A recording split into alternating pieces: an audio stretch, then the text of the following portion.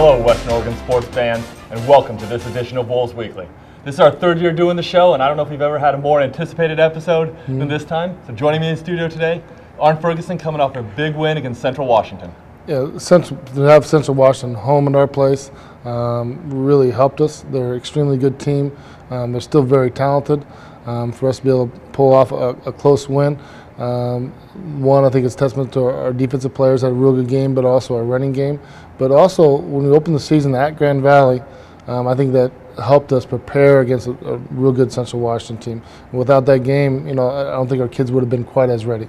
We know the games go one at a time. Right now, you guys are 2-0 in the GNAC. Yep. You guys beat Simon Fraser up there, Central Washington at home. And both of them kind of followed a little bit of a similar pattern, with you guys scoring in the first half, getting up early, and then the defense holding on to that one. I'd actually like an opportunity right now to come over and talk to our special guest in studio, Scotland Foss, who is one of the two co-GNAC Players of the Week, Defensive Players of the Week from Western Oregon University. How's it going today, Scotland? It's going good. How about you, Danny? Very good.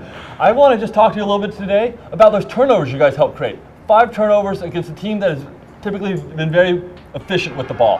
Talk to me how you guys were able to do that. Really, essentially made them one-dimensional. They only had 44 yards rushing, and that turned into 59 passes attempted, and you're bound to make mistakes with all those passes. And we had big key players making big plays, and we were ready to step up when we needed to. I know I've had an opportunity to watch a lot of games, both here at Western Oregon and on the road. It felt like that was by far one of your team's best tackling games. They had almost no yards after contact, which is always a big one. Talk to me a little about that. Have you guys made a commitment to wrapping up and stripping the ball even in that sense too? Yeah, I think that all has to do with practice and Coach Ferg getting us going and running around, flying to the ball, and everybody getting their eyes on the ball, going for strips and making big plays in practice too. Just taking that to the field. We got to make mention out there. Scotland is the GNAC's leading tackler right now, averaging 10.7 a game. Make sure he gets a little bit embarrassed on that one. Just talk to me, like I said, about that one. You really had the key interception in the game that helped seal the game for it at the end. Can you just talk us a little bit about that play?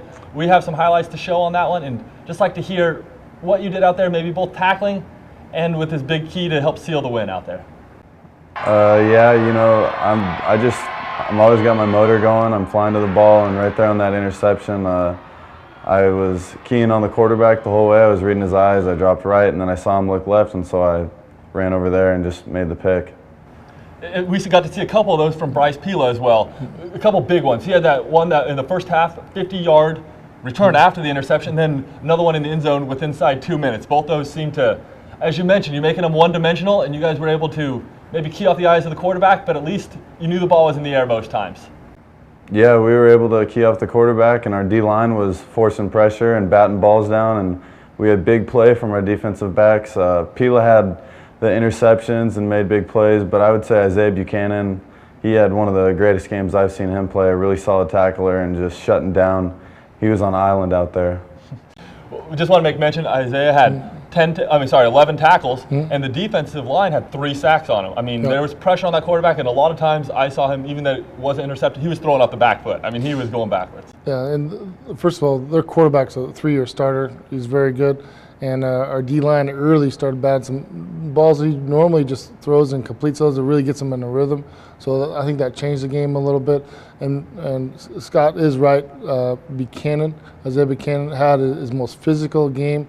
And he really also had a good week of practice, but he played exactly how we wanted him to play, and we just wanted him to keep playing that.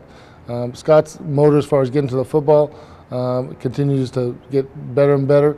We like his speed, but also during that pick, we actually subbed out our Mike and put Scott in there because he covers more ground, and it was a real good diving interception. Then Bryce Pila's interceptions were number one, keeping him out of the end zone, and also positive yards, getting that ball all the way down to the 5 to allow us to score. So all those things together really had a big win at home against an extremely very good team, Central Washington. Well, you mentioned Central Washington's quarterback. I think that was another big story to come out of this weekend, and it really caught them by surprise. You used a little bit of a 2-quarterback system out there. Evan Mazaki and Cody Van Oppen. Just talk to me a little bit about that one, and just how you guys really, they didn't seem to have any answer for that one early on. Well, first of all, Coach Harris has done a nice job of using our talent. In the past, we felt the D-line as really being able to control and their backers, Central Washington backers, control the football game and really get us in long situations and really cause a lot of havoc and a lot of turnovers. Cody Van Oppen came in and did a really, really good job of doing his assignments and read, but also just his athletic ability. You'll see times where he makes 3 guys miss, and it's just a corner and him for a touchdown. So credit, obviously, Coach Harris, but also Cody Van Oppen being able to come in and add a spark. And really with 100 yards rushing out of the quarterback position, we feel like we can even expand on what he's able to do in the future. And actually, we have a couple comments on those touchdowns, and we have a video right now to queue up with, along with some highlights right now. Our game plan today, especially offensively, was we knew coming into it their defense was very aggressive, very fast, and so we were trying to take advantage of that a little bit, use kind of their speed and their aggressiveness against them. My touchdown play was terrific. My line got in there, they executed, they opened the hole, and I was glad to find that hole and score.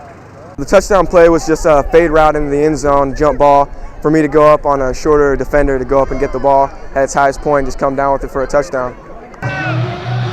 We have to make mention of that one too. I know right here we didn't see kickoff return, but as Kenneth Haynes said right there, you got to give some credit to the offensive line who went against a team that traditionally has one of the best defensive lines in the league.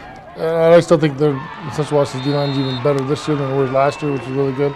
But I think our improvement in our offensive line, being able to handle pressure, but also move the football in the run game. Fantastic. Well, just want to make, I guess we got to ask you one little quick question. We've seen a lot of Western Oregon passing in the past. You guys have had those big receivers out there and stuff like that. And it's just very great to get to see pounded in and that physical game, because I know that you love the defense, and it seems like running game and the defense go hand in hand. Well, and each game is going to be different. We know we're placing 2 extremely good receivers last year, so we're allowing our younger receivers to develop, and we do need some big plays out of them, and we felt we had 3 or 4 but missed opportunities in that game, so we just need to keep on developing that and also make sure that we use the strength of our team, which is our offensive line and our multiple quarterbacks that can do some things. Well, you guys will be tested once again.